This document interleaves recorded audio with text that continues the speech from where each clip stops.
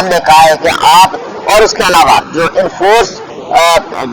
جو ڈسپیرنس ہے اس کا جو انکوائری کمیشن بنا ہوا ہے ان کو بھی ہم نے پارٹی بنایا ہے اور ان کو بتایا ہے کہ ان کی رپورٹ کے مطابق 2200 سے زائد لوگ وہ ہیں جو مسنگ پرسنز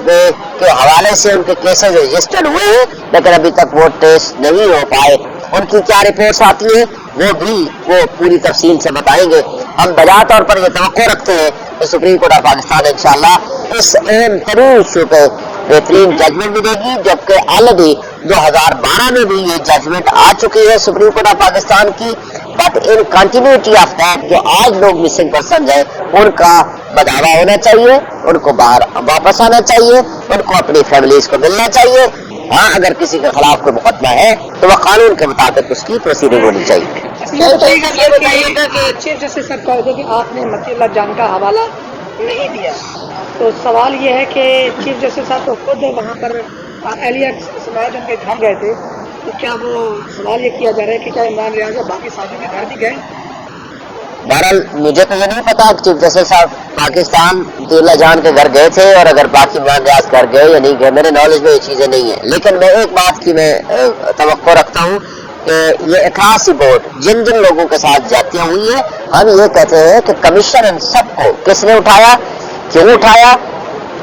کون ریسپانسیبل ہے، اور قانون کے مطابق ان کے خلاف جو بھی ایک ایویڈنس آتی ہے پروسیڈ کیا جائے. لیکن اکراسی بورڈ ہونا چاہیے. ہم نے لائیو ایشوز ڈسکس کیے ہیں جو پچھلے 2023 کے تھے. باقی جو کسی بھی بندے کو، کسی بھی شخص کو اگر اٹھایا جائے اس کو بعد میں عدالت کے حکم پر رہا ہوئی یا وہ از خود واپس آ گئے تو اس کے بارے میں بھی ایویڈنس کریٹ ہونی چاہیے، ایویڈنس لانی چاہیے. وہ کمیشن اس پہ پوری اپنی تحقیقات کرے، اس پہ ہمیں کسی قسم کی کوئی پابندی نہیں ہے.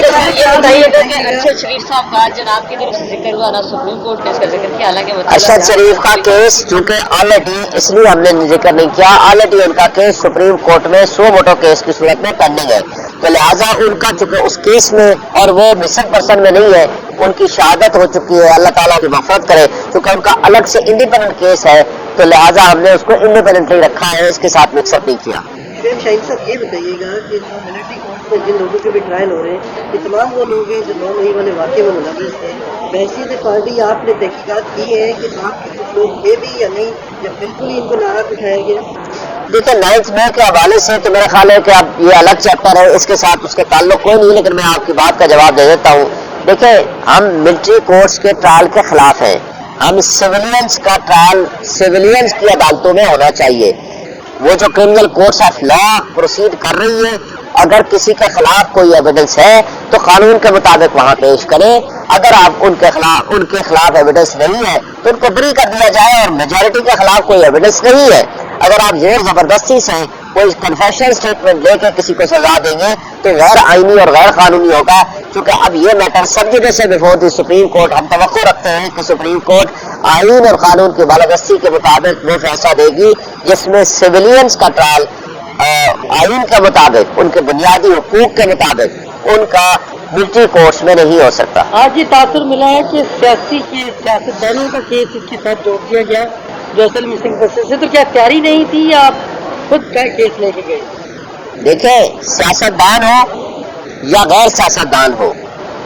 وہ ایک شہری ہے اس ملک کا. اگر کسی بھی شہری کو غیر آئینی اور غیر قانونی طریقے سے اٹھایا جائے گا، اس کو ٹی وی ہاؤسز پہنچایا جائے گا اور integrity of the journalist compromise ہو جائے گی، تو جو صحافی اس میں ملوث ہے ان کے خلاف بھی ایکشن ہونا چاہیے، جو ٹی وی ہاؤسز اس میں ملوث ہے ان کے خلاف بھی ایکشن ہونا چاہیے، اور جن لوگوں نے ان کو اٹھایا ان کے خلاف بھی ایکشن ہونا چاہیے. ہم عدالت سے صرف اتنا رجوع کرنا چاہتے تھے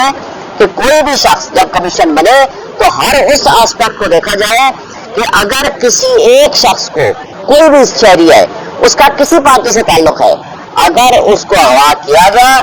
اور اگر اغوا کے بعد اس کے ساتھ زیادتی ہوئی، اس کو مجبور کیا گیا وہ پارٹی چھوڑے، تو وہ بھی مسنگ پرسن میں شامل ہونا چاہیے. تو یہ کہنا چونکہ یہ سیاستدان ہے یا پولیٹیکل ورکر ہے یا پولیٹیکل ایکٹیوسٹ ہے، تو محض اس لیے کہ اس کے اوپر جرم جو ہے یا اس کے اوپر زیادتی جو ہے یا اس کے اوپر جو ظلم ہے وہ قابل قبول ہے. میرا خیال ہے وہ مناسب بات نہیں ہے. شعیب صاحب، عمران ریاض صاحب نے یہ کہا کہ اگر عدالت مجھے طلب کرے بلائے تو میں وہاں پر سچ بتاؤں گا کہ میرے ساتھ یہ دن کہاں بیتے، کس نے اغوا کیا، کیا ہوا. تو کیا آپ عدالت کو تجویز کریں گے کہ ان کی اس خبر کو قبول کرتے ہوئے ان کو طلب کیا جائے، تاکہ ایک بہت بڑا کیس ہے اور اس معاملے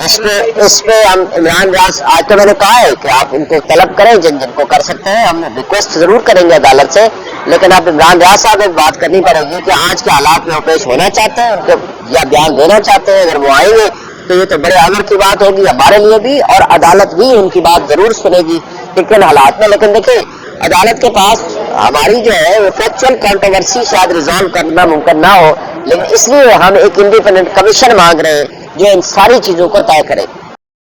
مزید ویڈیوز دیکھنے سے پہلے ہمارا چینل سبسکرائب کریں اور بیل آئیکن بھی ضرور دبائیں.